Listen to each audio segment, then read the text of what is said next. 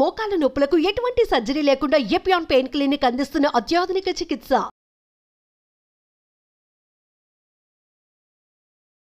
నమస్తే, welcome to Suman TV.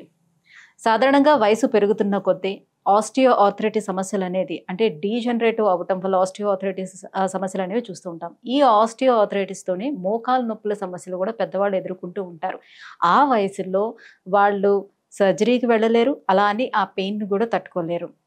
అయితే ఈ పెయిన్ని తగ్గించుకొని సర్జరీకి వెళ్ళాల్సిన అవసరం లేకుండా పెయిన్ కూడా తగ్గించుకునే మార్గం ఏదైనా ఉందంటే ఎస్, నిజంగా ఉంది. అది హోమియోపతిలో సాధ్యం అని అంటున్నారు డాక్టర్ చేతన్ రాజ్ గారు. దాంతోపాటుగా మనం ఇంట్లో ఎలాంటి టిప్స్తో కూడా ఆ పెయిన్ని తగ్గించుకోవచ్చు, ఈ విషయాలన్నీ కూడా సార్ని అడిగి తెలుసుకుందాం. Hello sir. Hello madam. Sir, మోకాలు నొప్పులు సర్వసాధారణం అయిపోయినటువంటి సమస్య ఈ రోజుల్లో. సో పెద్దవాళ్ళనే కాదు, ఒక ఏజ్ ఒక 45 దాటిన తర్వాతే ఈ మధ్యకాలంలో ఎక్కువ మందిలో చూస్తూ ఉన్నాం. సో ఫస్ట్ ఆఫ్ ఆల్ కారణాలు, ఆ తర్వాత అంత పెద్దవాళ్ళలో ఈ మోకాలు నొప్పులు వచ్చేటప్పుడు ఆ ఏజ్లో మళ్ళీ సర్జరీకి ఎట్లా పోతాం మనం? సర్జరీ చేసుకున్న తర్వాత కూడా మళ్ళీ నడవడం ఇదంతా కూడా చాలా కష్టతరం అయిపోతూ ఉంటుందని అందరూ అవాయిడ్ చేస్తూ ఆ పెయిన్ అలానే భరిస్తూ ఉంటారు. దీన్ని అంతటిని ఎలా అవాయిడ్ చేసుకోవాలి? హోమియోలో ఎలాంటి ట్రీట్మెంట్ ఉంది?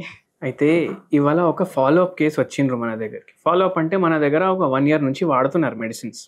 దేనికి వాడుతున్నారు? మోకాల నొప్పికి వాడుతున్నారు. మోకాల నొప్పి ఎక్కడి వరకు పోయిందంటే అసలు లేచి నడువుడు అంటే పెద్ద తలకాయ నొప్పి ఆ పేషెంట్కి. బెడ్రూమ్లోనే బాత్రూమ్ ఉంది కానీ బాత్రూమ్ వరకు వెళ్ళలేకపోతున్నారు. బాత్రూమ్ వరకు పోవడం కష్టమైపోయింది. సర్జరీ చేయించుకుందాం అనుకున్నారు.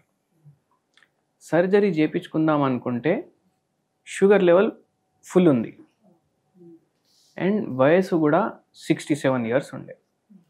ఇప్పుడు పరేషాని ఏంటంటే ఇప్పుడు ఎట్లా తగ్గాలి? అయితే ఎవరో ఇట్లా అరే ఫలానా కాడికో తగ్గుతుంది అనేసి మన దగ్గరకు పంపించారు.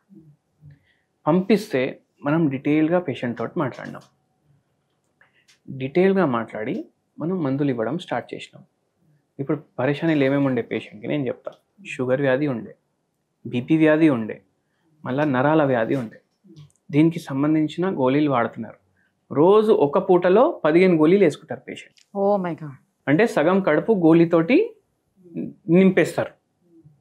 మళ్ళీ దాని మీద ఫుడ్ పరేషాని, ఎందుకంటే ఫుడ్ పోతలేదు, అరుగుతలేదు. అరే ఎన్ని గోళీలు వేసుకుంటున్నా, దాంతో గ్యాస్ట్రిక్ సమస్యలు అవన్నీ. మళ్ళీ గ్యాస్ట్రిక్కి కూడా ఒక గోళీ ఉంది కానీ పరేషాని ఉంది, మలబద్ధకం ఉంది.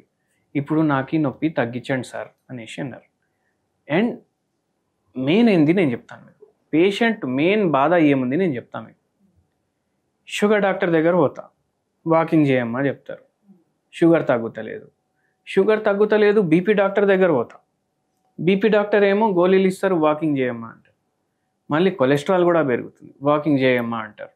మోకాల నొప్పుల కోసం ఆయన దగ్గర పోతే ఇప్పుడు ఆపరేషన్ చేయడానికి రాదు ఎందుకంటే షుగర్ పెరిగిందంటారు, మళ్ళీ బీపీ పెరిగిందంటారు. మళ్ళీ బీపీ డాక్టర్ దగ్గర పోతే షుగర్ కూడా తగ్గించుకోమ్మా అంటారు. అంటే ఇట్లా చుట్టూ ఒక్క చైన్ లాగా తిరుగుతున్నా నేను. ఇంకా నాకు ఏంది పరిస్థితి?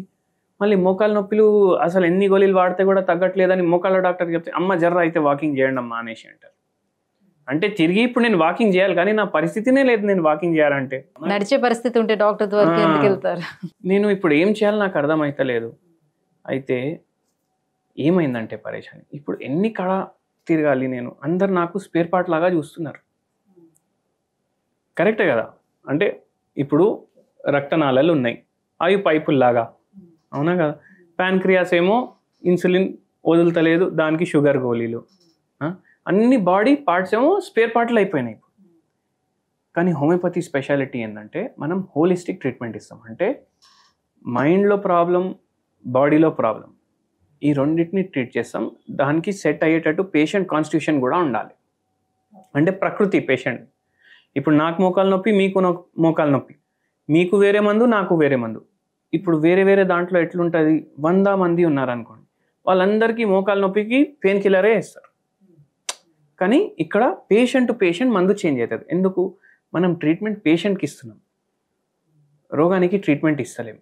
పేషెంట్ని స్పేర్ పార్ట్ లాగా చూస్తలేము. ఓకే, సో మనం ఏం చేసినాము? పేషెంట్కి మెడిసిన్స్ ఇచ్చినాము. ఇప్పుడు దీంతో మనకి ఏం అర్థమైంది?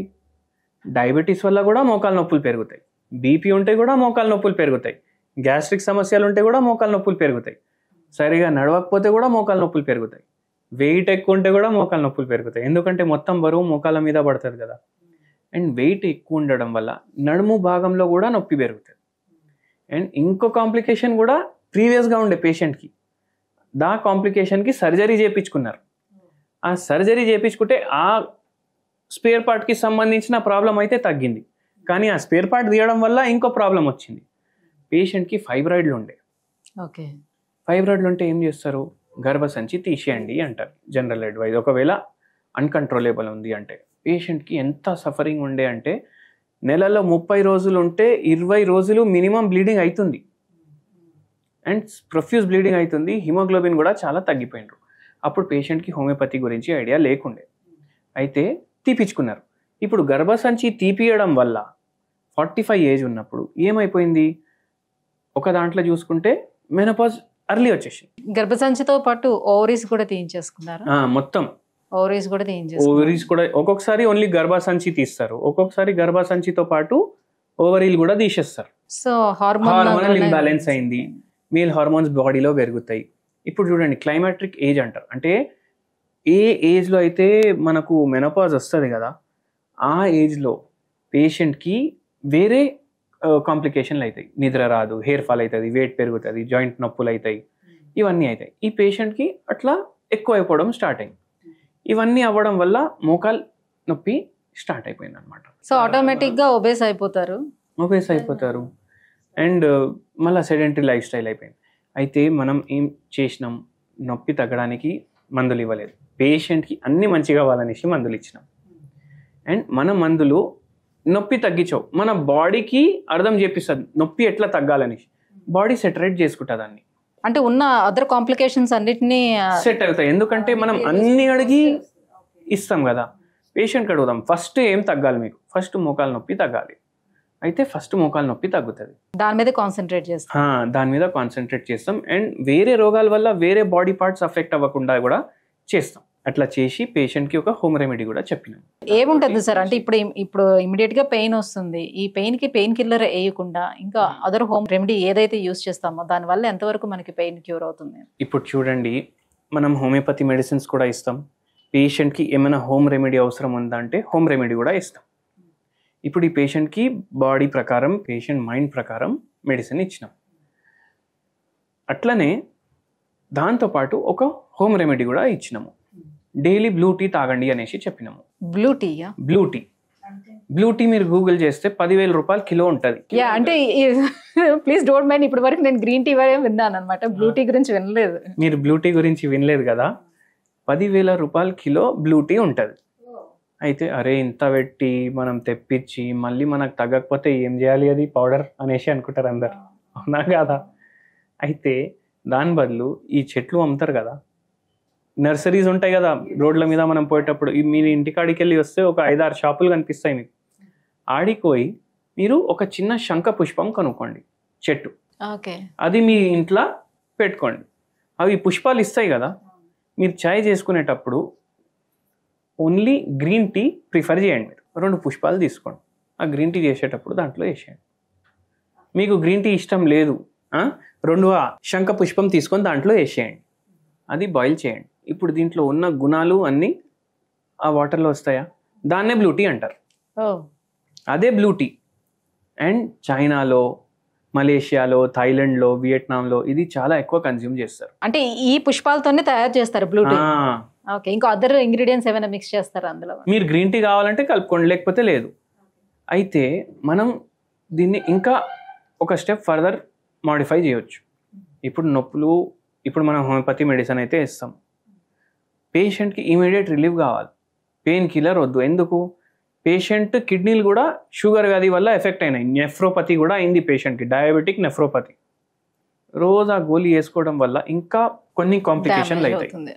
ఇప్పుడు ఇది ఉంది కదా, ఇప్పుడు మనకు ఒక పోయం ఉండే పద్యం, ఉప్పు కర్పూరంబు ఒక పోలిక నుండు అనేసి, ఇది అట్లనే, ఇది కర్పూరమా అనేసి మనం అనుకుంటాం కదా. ఇప్పుడు నేను చెప్తే అందరు అదే అనుకుంటారు కదా, ఇది కర్పూరమే వాస్తవానికి, కానీ కర్పూరం కూడా వేరే వేరే ఉంటాయి. ఇప్పుడు ఉప్పు కర్పూరం వేరే ఉంది కదా, కర్పూరం కూడా వేరే వేరే ఉంటాయి, డిఫరెన్సెస్ ఉంటాయి. సో మనం ఏ కర్పూరం తీసుకోవాలంటే ఇప్పుడు ఈ బ్లూ టీ తయారు చేసుకున్నామా, దీంట్లో ఒక పించ్ వేసుకోవాలి.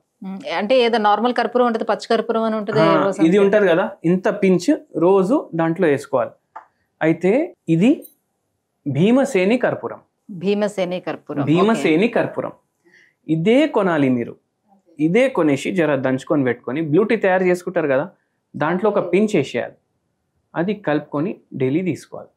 బ్లూ టీలో యాంటీ ఆక్సిడెంట్స్ ఉంటాయి, బ్లూ టీలో యాంటీ పైరెటిక్ ప్రాపర్టీస్ ఉంటాయి. అంటే జ్వరం ఉంది అనుకోండి మైల్డ్గా, అది కూడా తగ్గించడానికి హెల్ప్ చేస్తుంది. మళ్ళీ ఎనాల్జెసిక్ ప్రాపర్టీస్ ఉంటాయి, న్యాచురల్. ఏం మన కిడ్నీలకి ప్రభావం కాదు, లివర్కి ప్రభావం కాదు, సైడ్ ఎఫెక్ట్ ఉండదు. అది ఎట్లా తీసుకుంటారా, హోమియోపతిలో మేము కర్పూరం తోటి కూడా మెడిసిన్ తయారు చేస్తాం. ఓకే, క్యాంఫోరా అనేసి మెడిసిన్ ఉంటుంది.